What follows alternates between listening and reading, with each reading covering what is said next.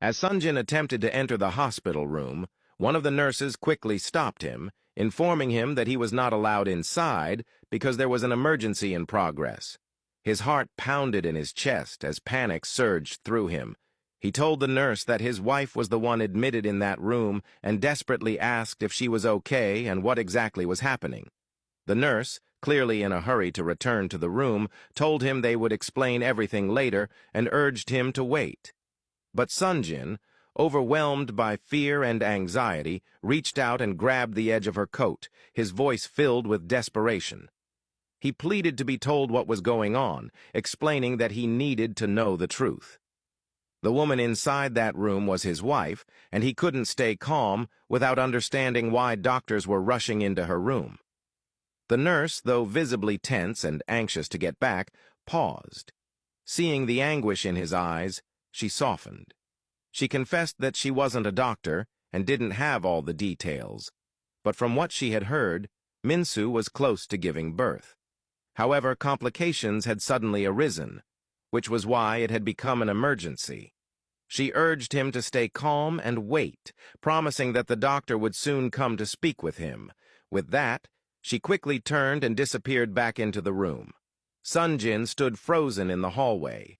His head felt heavy and disoriented, his thoughts spinning wildly. His heart raced uncontrollably, and his legs felt weak.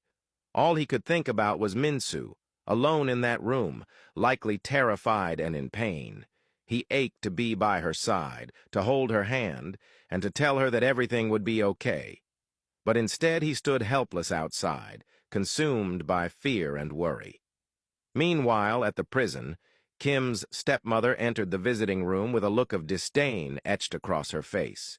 It was clear she detested being there. She glanced around the cold, sterile room with visible disgust, her body language tense and reluctant. But she had come, not out of concern for Kim, but to convince her husband that she truly cared about his daughter. It was nothing more than a performance. She sat down and waited, her eyes never softening. When Kim appeared and entered the room, her instinct was to turn around and return to her cell.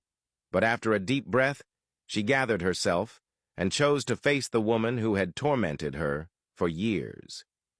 Kim walked over and sat down without a word, her eyes locking onto her stepmother's cold gaze. Her stepmother returned the look, studying her from head to toe in silence. Eventually, the silence was broken. With a mocking tone and a smirk, her stepmother remarked how well the prison uniform suited Kim.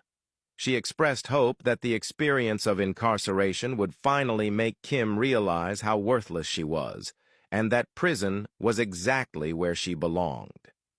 Kim remained composed, though inside, her heart was boiling. She longed to lash out, to retaliate, but she forced herself to stay calm. With a hardened look, she asked her stepmother what she really wanted, whether she had come just to mock her.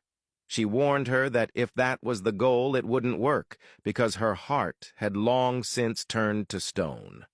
Her stepmother laughed and told her that she was fortunate someone had even come to see her at all, pointing out that not even her own father wanted to look at her face again. The mention of her father hit Kim deeply. The thought that he didn't want to see her shattered something inside her. She tried to hate him for it, but couldn't. Deep down, she believed that he still cared, just as she still loved him, despite everything. Rising from her seat, Kim gave her stepmother a cold, emotionless look. She told her that if there was nothing else to be said, she was going back to her cell. As she turned to leave, her stepmother stood as well, raising her voice with cruel satisfaction. She told Kim to enjoy her last day's breathing, that soon she would be killed like a dog in prison, and that she and her family would finally live in peace, without her. Everything Kim had once dreamed of would belong to her and her daughter. Laughing wickedly, she turned and walked away. Kim remained standing, her entire body trembling with restrained fury. Just then, a prison officer approached her and gestured for her to return to her cell, but Kim asked for permission to make a phone call. The officer agreed, but informed her that she had only 10 minutes.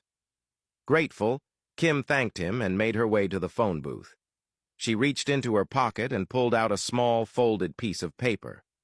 Unfolding it with shaking hands, she dialed the number written on it.